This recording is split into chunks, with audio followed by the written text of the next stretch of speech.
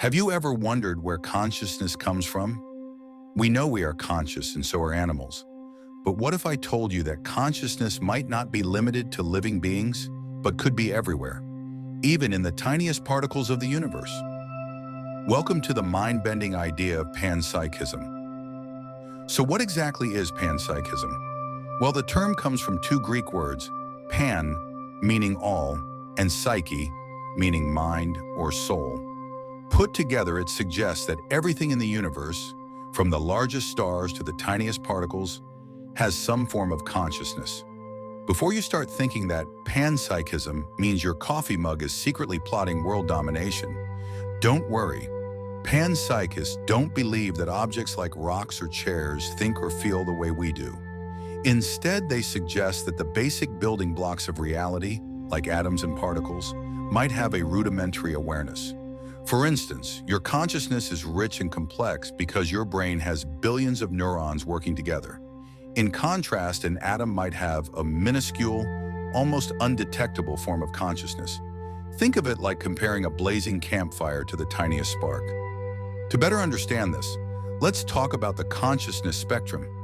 Imagine consciousness as a range, from highly developed awareness, like that of humans and animals, to simple, basic awareness in things like plants, or even subatomic particles. For example, humans can think about the past, plan for the future, and feel complex emotions. Dogs and cats have simpler thoughts, but can still feel love and fear. Now at the bottom of the spectrum, a tree may not think, but it can react to sunlight and sense damage.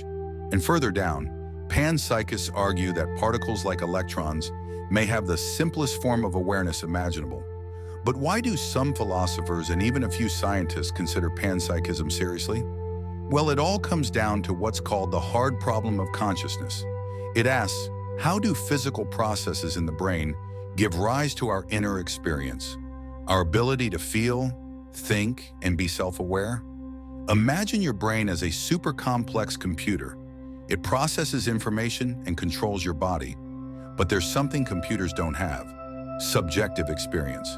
You know what it's like to feel the warmth of the sun or the sadness of losing a friend. Panpsychism offers a radical solution. Maybe consciousness didn't emerge out of nowhere. Perhaps it's been a part of the universe all along. Here's an analogy to make this clear. Think of consciousness like water. In a lake, water forms big, noticeable waves. But even in a tiny puddle, there's still a bit of water, just less active. Panpsychism suggests that our human minds are like those big waves, while atoms and particles are like the still water in a puddle. Now, not everyone is convinced. Critics argue that panpsychism raises more questions than it answers.